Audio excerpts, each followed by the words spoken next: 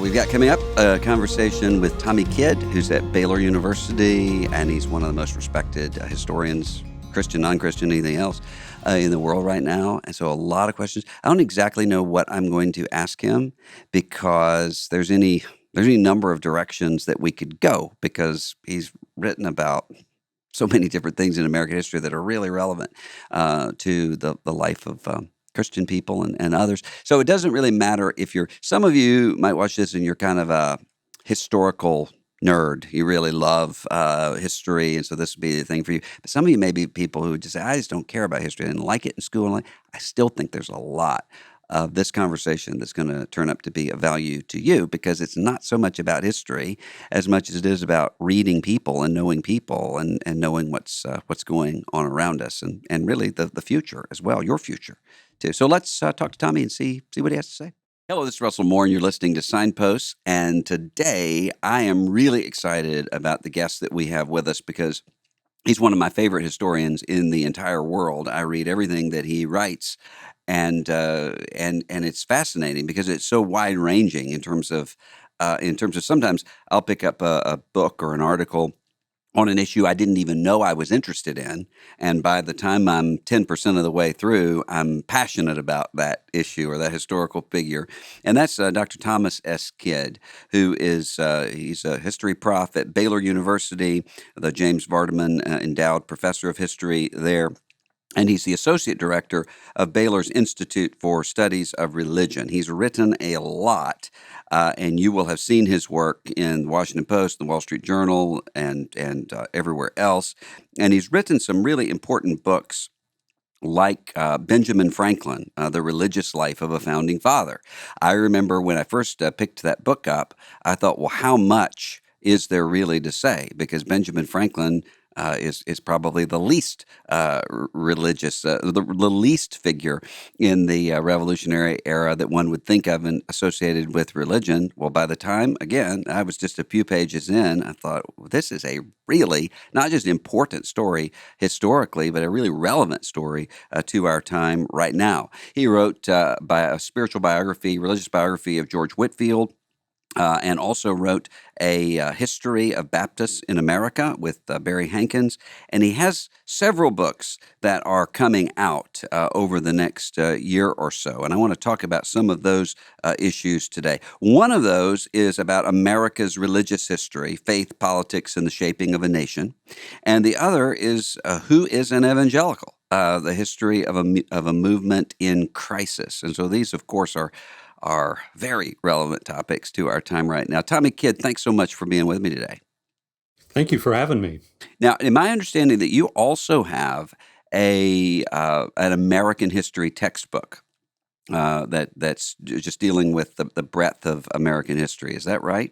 That's right. That has just come out as we're talking, and it's really it's with B&H Academic, and it's really pitched to the kind of freshman level Christian college market is sort of the bullseye of what we were going for there. And a lot of Christian colleges, as you know, are sort of struggle with what textbooks to use, especially outside of Bible and religion classes.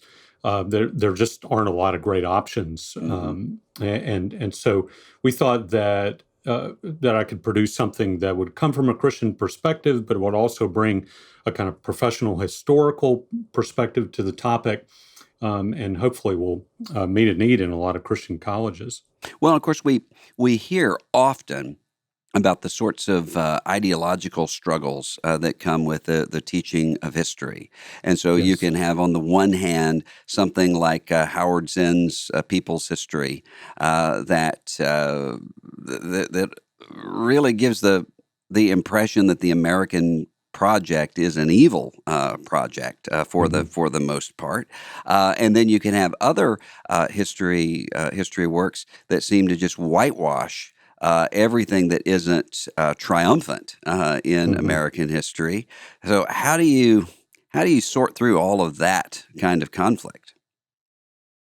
Well, it's a real challenge, and I think as you get narrower focus on things like the American founding, the temptation often for Christians is to say, well, don't you know, all the founding fathers were believers, and it's sort of this uncomplicated picture of Christianity's role in the founding, and then it's all kind of gone downhill from there. Mm-hmm. And so I'm trying to show throughout the story of American history how profoundly important religion is, Protestantism, evangelicalism, but that's not always an unvarnished good, Mm-hmm. and that there's problems.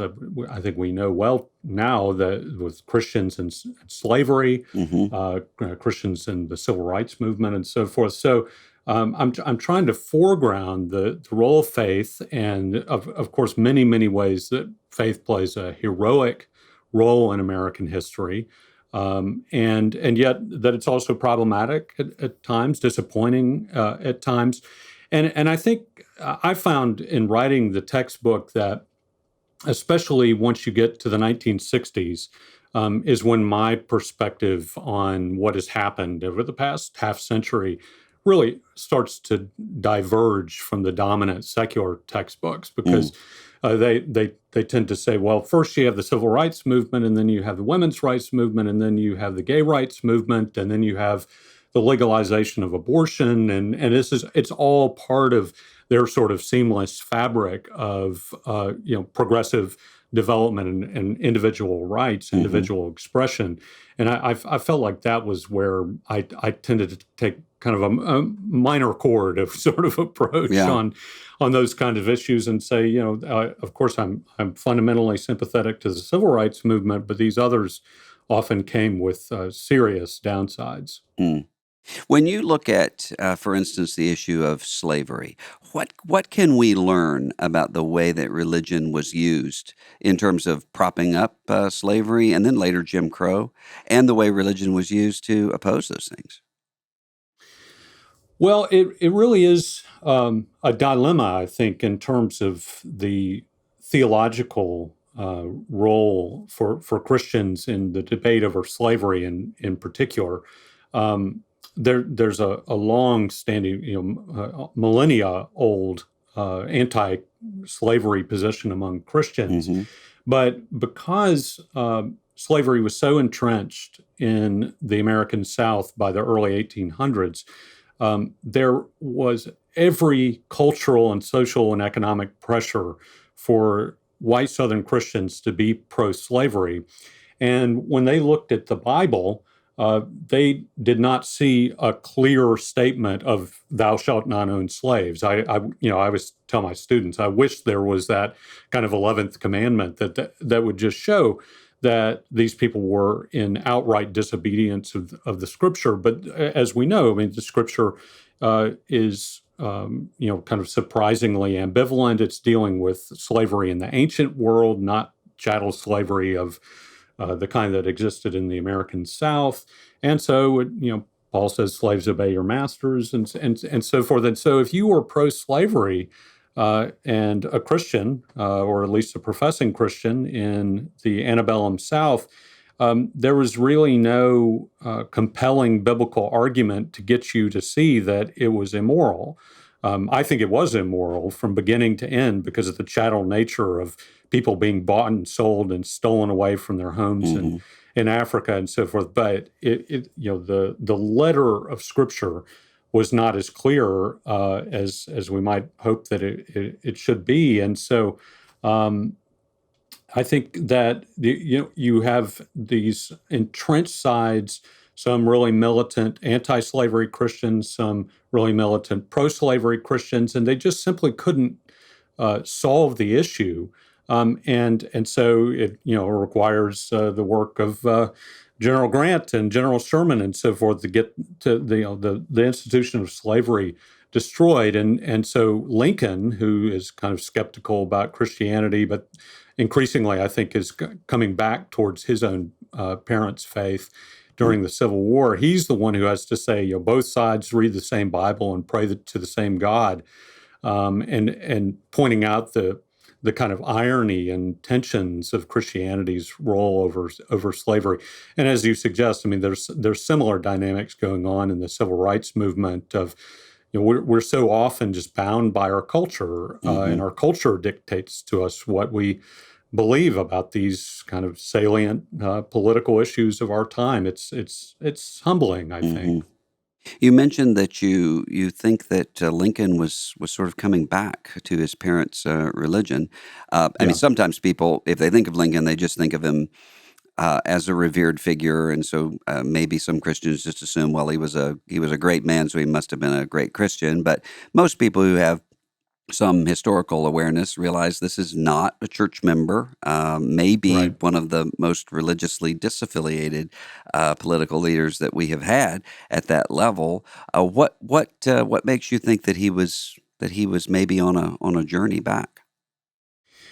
Well, he grew up in a devout Baptist, Calvinist Baptist family on the frontier, and it seems like that by the time he was a teenager, he was already being exposed to skeptical writings, things like Tom Paine's *The Age of Reason* and Hmm. this sort of thing, and seems to have gone through a skeptical phase as a young man.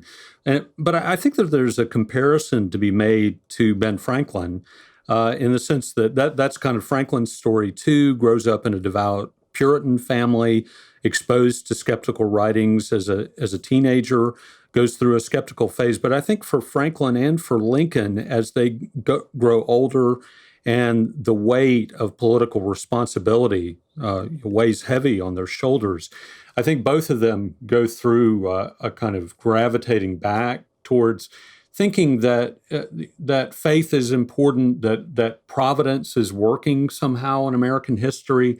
And it's I think when you see the nation going through war and revolution in Franklin's case, and all the demands that puts on you as a leader, it's kind of tough to be adamant about your skepticism and your Yeah. religion in times like that. And so and Lincoln, of course, has terrible family tragedies, struggles apparently with depression himself, and Hmm. I think all those kind of personal and political factors lead him back towards an appreciation, at least for sort of the biblical tradition, and that's why it comes out so strongly in the Gettysburg Address and his second inaugural address, and Lincoln becomes, I think, the greatest um, uh, articulator of the biblical tradition in American politics. Ironically, given his skepticism, he's able to employ religious rhetoric to the greatest effect, I think, of any American president.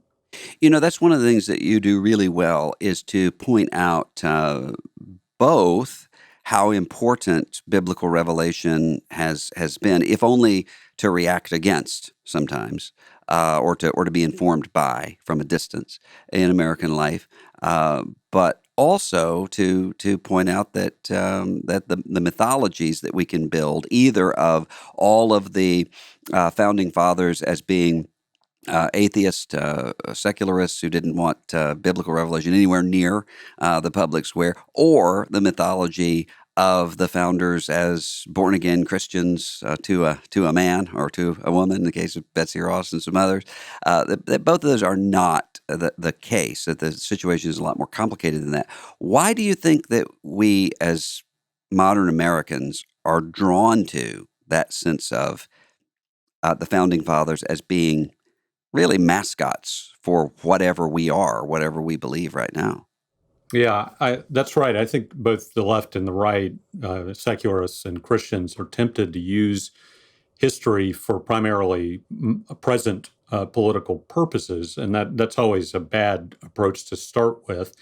Um, Partly because history so often introduces us to people who are just very different from us, and so it's famous saying, the past is like a foreign country. They do things differently there. Hmm. So you go to the past, and you should expect to find people who are just very different from anyone you know today. And I think Franklin and Jefferson are two great examples of this. People who are skeptical. Some of the other major founders, Patrick Henry is one who I think is really is a traditional believer, but Franklin and Jefferson really are deists or kind of Unitarians, if you want to put it that way. But they're so conversant with the Bible Franklin knows the King James Bible backward and forward. This is because he grew up in a Puritan family, and they didn't have much else to do, right? Yeah, I mean, yeah. they're just, I mean, and so he, I'm an evangelical myself, and I mean, I read the Bible every day, but sometimes I thought, I think Franklin knows the Bible better than I do. Yeah. And Jefferson's the same way. He doesn't have the text mastered the same way that Franklin does. But Jefferson routinely throughout his whole life is reading the New Testament in Greek. He reads the Septuagint. Yeah. I mean, his level of biblical scholarship surpasses, I suspect, many pastors today. And that's Jefferson. I mean, you think, how could this be? Well, it's because to them, I mean, it's what they grew up with. For Jefferson, this is what it means to be a learned gentleman in the South, and it's what it means to be an intellectual in his time, is to be deeply conversant with the Bible, and that's just different from our culture today. You mentioned Jefferson. Let's take Jefferson as a test case here, because I find that when I'm reading the founders, Jefferson and Madison sing for me. I mean, the language that's being used, the vision that's being given, is so profound, and in many places so profoundly beautiful that they seem heroic. And then on the other hand, you turn around and you look not just at the skepticism and the religious and theological and ideological ideas that Jefferson had, but his personal conduct in some ways. Now, I know there's a lot of historical dispute over what happened exactly with Sally Hemings, but we do know that there's at least a good case to be made that Thomas Jefferson was sexually exploiting people that who had no power under his watch, and even before that this person who wrote for us that all men are created equal and endowed by their Creator with certain unalienable rights was owning human beings in an evil and an unjust system. How then do we go into the 4th of July in that case with that sort of ambivalence? Or then later, when we look at other people that we tend to think of as heroes, but then we see some dark and sometimes very ugly things going on in the background? Yeah, it's a real challenge, and of course, I think you could look at some people, George Washington, who I think, even though he's a slave owner, I think there's a lot of things to admire about his personal integrity and leadership. So I think it runs, a range. You certainly have that among people like Jonathan Edwards, George Whitefield, a great revivalist of the Great Awakening, both slave owners. And I think in our cultural moment, we're struggling to know what to do with this more than ever before. And, I recommend to people to just remember that we're all locked up in our time and place and culture. And that if the Lord tarries, 200 years from now, we can be sure that people will be looking back on us and saying, "What were they thinking? I mean, what's the matter with these people?" And we, I think, like to style ourselves as the people. We're the morally enlightened ones. We're the ones who are the epitome of cultural progress. I mean, people across the political spectrum tend to think that about ourselves. And I mean, I tell my students at Baylor, I'd say, look. Just remember, if you're born into a white slave-owning family at the time of the American Revolution, it's almost certain you would have died as a slave owner and supporting slavery, thinking slavery was a positive good. And so, before we wag our fingers at these people, we need to remind ourselves that we're not that different from them. Now, I mean, I do think that you have people like George Whitefield, who I've written a book on, as you said. I mean, he was more of an activist for slavery than, say, Jonathan Edwards was. Yeah. So he's more problematic, I think. Jefferson, his relationship with Sally Hemings, which most professional historians think is, about as demonstrated as you can demonstrate anything like that, especially after the DNA testing. And so, with people like that, I mean, there's especially egregious things that they did that sort of stand out in their time. Yeah. That I think are subject to greater criticism. But in general, I think we just have to be humble about realizing that if you were there in their time, we shouldn't assume that we would have done any better than they did. And that requires a deep Augustinian view of sin, where Yes. sin is taking place not only in terms of the flesh, but the world and the devil. And so often there can be an entire atmosphere around one that can render one's own sins to be almost invisible. That's really that's a sobering and scary thought for It me, is. anyway. Now, you've got this book coming out called Who is an Evangelical? And I've read this book ahead of time and love it.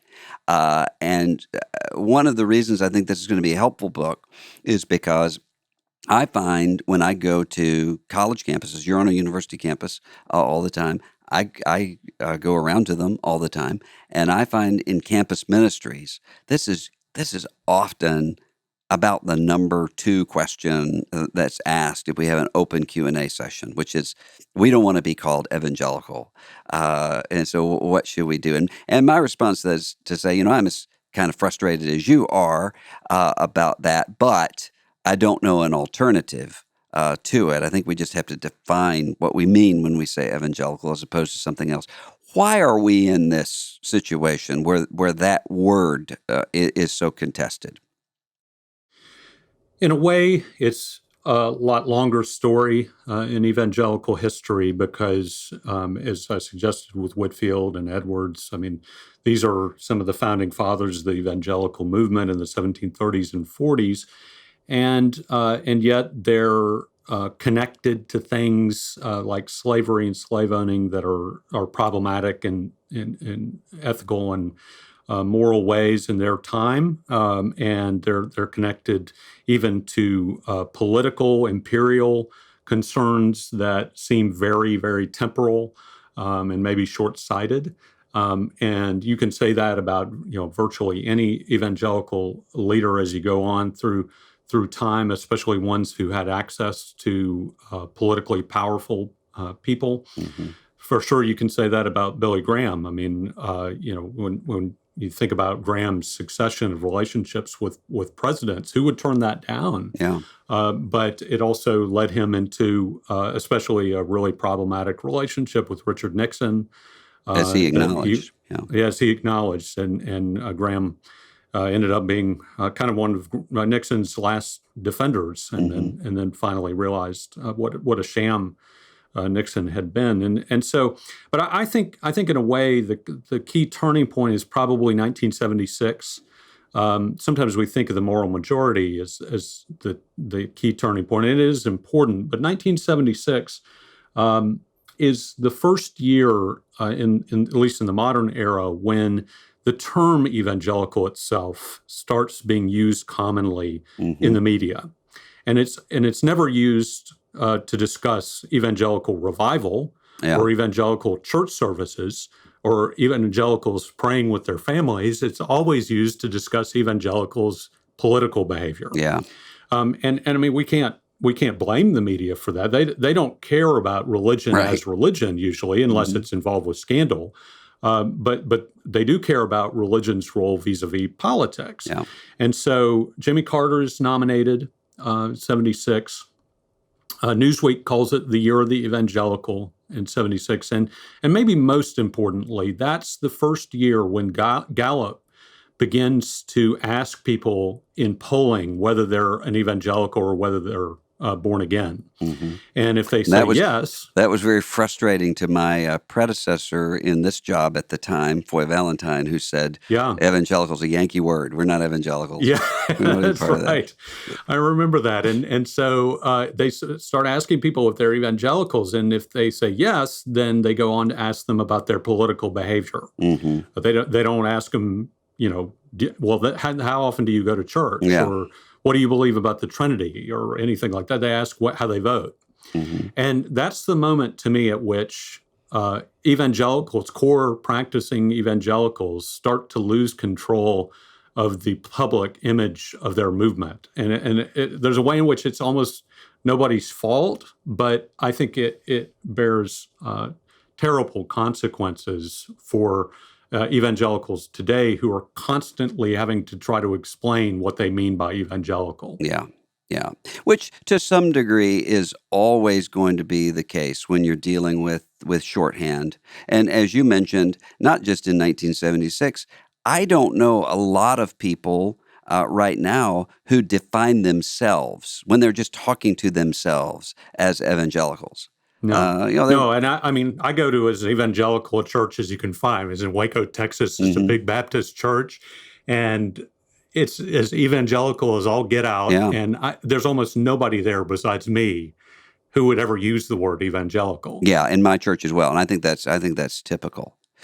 When you're looking at, there's a lot of. I'm always dealing with younger evangelicals. I have this conversation about every single day, where you have younger evangelicals. Oh no, the evangelical movement is collapsing. It's falling apart. It's all of this scandal, or all of this hackery, or all of this whatever. And I always have to turn around and say, "Hey guys, that's the case. Those same conversations are being had in every single generation, just Mm. about, that we have going all the way back to Carl Henry's Uneasy Conscience and before that, and the response to the Uneasy Conscience. When you look at, you're with young non-Christians and with young evangelical Christians and other folks all the time. Are you hopeful or are you nervous about the future of evangelical Christianity in America? I think I'm mostly hopeful, actually. I mean, when you frame it that way, because I see so many young people at Baylor in particular, which, as you suggest to me, has a very wide-ranging student body, but a lot of young evangelicals um, who are what they're committed to is to Jesus and the church and kind of whatever you call it, this movement.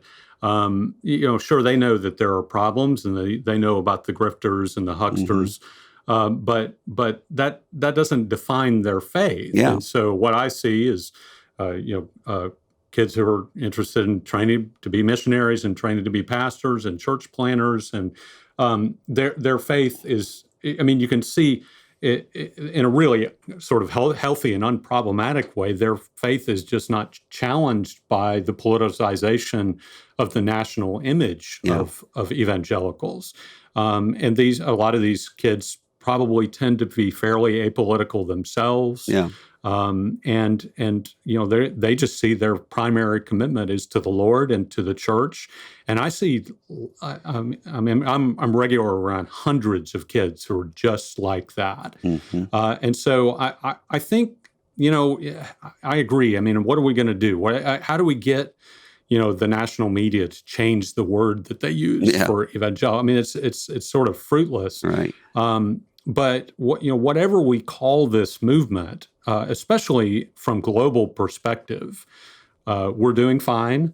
The Lord's in control, and so I guess at the end of the day, I have to be hopeful and optimistic about it. Yeah, I agree with you. One of the things I've noticed going around to university campuses all the time is that the students who are evangelical Christian students who are there in their campus ministries or who come to events or whatever, none of them are participating in their campus ministries or in their church life, or very few of them, because Aunt Sally's going to be asking, "Where were you Sunday morning?" or "Were you at your campus ministry event on Thursday night? Are you doing personal evangelism?" They're not there out of some sense of cultural pressure. They're there because they really know the Lord and want to serve the Lord. And on the other hand, what I notice is, and I think I'd noticed this, but I hadn't put it into words until night before last, when I was talking to a friend of mine from the United Kingdom who said that secularization has gone to such a point in the UK that he's not encountering doing apologetics of various places. He's not encountering the sort of angry new atheist, Christopher Hitchens sort of stuff that you would have had from 10 years ago. He's encountering atheist people who have never really been around real Christians and so have a sense of sort of curiosity about it. And I said, that is exactly what I'm experiencing when I go around to college campuses. I interact with a lot of atheists and agnostics and secularists, but most of them don't see Christianity as the big bully omnipresent around them that they have to react against. They see it as something kind of weird and strange, and they're curious about it, which is a great opportunity to then talk about, well, this is why Christians believe what they believe, and here's what the gospel is. Yeah, I've actually found that in the academic publishing world. So, because most of my publishing has been with secular academic presses, and virtually all the people I work with there are not believers, and I don't pick up a bit of hostility towards me. I think they may find me sort of peculiar, right? What I think is a totally appropriate reaction to Christians. Yeah. But and where this flares up is when your faith then gets connected to cultural issues, views of sexuality and marriage and so forth, and then there really is trouble. But if your faith is being encountered as faith in the living God and salvation through Christ, I think we're past sort of hostility to that. For them, it's like going to the zoo. I mean, it's like, wow, look at this interesting creature. Here. You actually believe things about God. Tell me about that. Yeah. And I think that represents an opportunity for the church, especially given the wreckage of, the sexual revolution and all the changes we've gone through in our culture over the past half century. I think we're interesting ways that we're entering an era of new opportunity for the church. Yeah. And where there's trouble, we've had trouble before. We survived the Roman Empire. Yeah, that's right.